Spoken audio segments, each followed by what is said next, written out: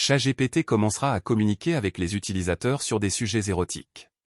1000 milliards d'opérations par seconde, Nvidia commence à vendre un superordinateur de bureau. La bioéthique zombie et que veulent-ils faire des corps humains, modifiés? Sam Altman, PDG d'OpenAI, a annoncé que l'entreprise s'apprêtait à assouplir certaines restrictions concernant son modèle de langage ChatGPT. Il a précisé que les utilisateurs pourront configurer le comportement du chatbot pour le rendre plus humain et convivial, et que les adultes vérifiés pourront participer à des conversations érotiques. Altman a expliqué que la rigueur précédente de ChatGPT était liée aux précautions en matière de santé mentale, mais qu'OpenAI est désormais prêt à traiter les adultes comme des adultes. OpenAI s'intéresse depuis longtemps aux problèmes liés à la façon dont les utilisateurs vulnérables interagissent avec ChatGPT. Auparavant, les médias ont rapporté des cas où l'interaction avec le bot avait entraîné des conséquences perturbantes, notamment des délires et même des pensées suicidaires. Par exemple, ChatGPT a convaincu un utilisateur qu'il était un génie des mathématiques, qui devait sauver le monde. Dans une autre affaire, les parents d'un adolescent ont poursuivi OpenAI, affirmant que le bot avait encouragé leur fils à avoir des pensées suicidaires dans les semaines précédant sa mort.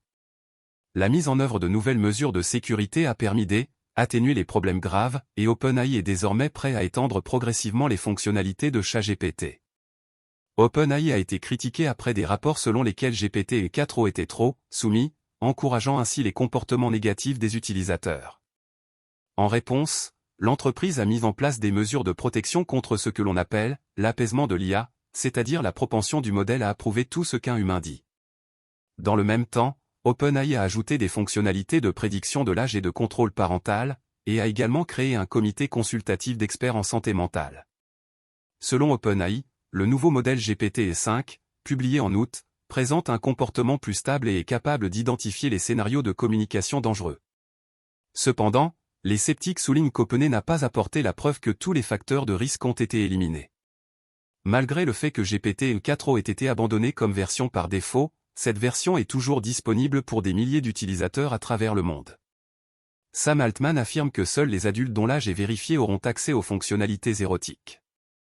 L'entreprise développe un système de vérification qui nécessitera le téléchargement d'une pièce d'identité si nécessaire. Selon Altman, il s'agit d'un compromis raisonnable entre sécurité et confidentialité. On ignore si OpenAI distribuera du contenu érotique via ses outils d'IA générant voix, images et vidéos. Cependant, les analystes soulignent que ces fonctionnalités pourraient attirer de nouveaux publics. Des formats similaires ont déjà fait leurs preuves chez les concurrents d'OpenAI. Par exemple, Character.ai, une plateforme qui utilise des chatbots pour engager des dialogues romantiques, a attiré des dizaines de millions d'utilisateurs. En 2023, l'entreprise a indiqué que les utilisateurs passaient en moyenne 2 heures par jour à interagir avec ces chatbots. Cette approche soulève toutefois des questions quant à la protection des mineurs et aux limites éthiques. L'IA de ChatGPT est déjà utilisée par 800 millions de personnes chaque semaine, et OpenAI entend maintenir sa position de leader sur le marché des produits d'IA grand public. Tandis que des concurrents comme Google développent leurs propres modèles voix et vidéo, OpenAI misera sur la flexibilité et la personnalisation. Au cours de l'année écoulée, l'entreprise a assoupli ses politiques de modération, permettant à ChatGPT d'être plus tolérant et moins susceptible de rejeter les réponses. En février, OpenAI s'est engagé à refléter davantage les opinions politiques et, en mars, a autorisé la création d'images comportant des symboles controversés. Cependant, en élargissant les capacités du chatbot, l'entreprise risque de se retrouver confrontée à un défi éthique: comment équilibrer la croissance de l'audience avec la protection des utilisateurs vulnérables. Nvidia a officiellement dévoilé son mini-supercalculateur tant attendu pour les développeurs en IA, le DGX Spark. Il sera commercialisé le mercredi 15 octobre au prix de près de $4000. Nvidia positionne le DGX Spark comme le plus petit supercalculateur d'IA au monde, promettant des performances dignes d'un centre de données dans un format de bureau. L'appareil combine un processeur Grace et un GPU Blackwell, permettant jusqu'à 1000 billions de calculs d'IA par seconde. Malgré son format compact, l'appareil pèse 1,2 kg et est conçu exclusivement pour les chercheurs, développeurs et étudiants travaillant en intelligence artificielle.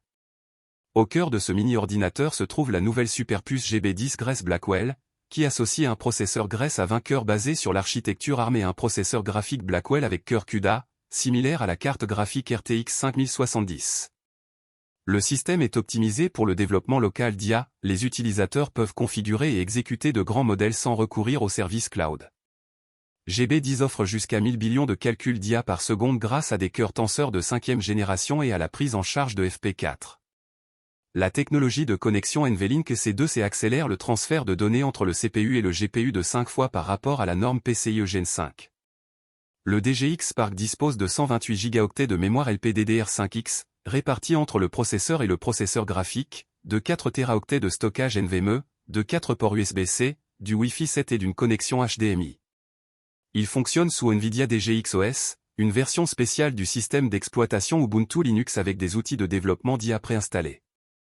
Malgré sa taille compacte et son poids de seulement 1,2 kg, DGX Spark vous permet d'exécuter des modèles d'IA modernes et prend en charge les principaux modèles NVIDIA, notamment Cosmos Horizon pour la simulation mondiale et GR00TN1 pour la robotique.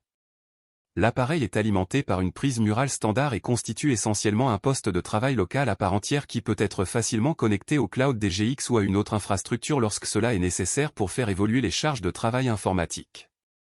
Le DGX Spark est vendu au prix de 3 999 $ hors taxe et sera vendu directement via NVIDIA et les réseaux partenaires.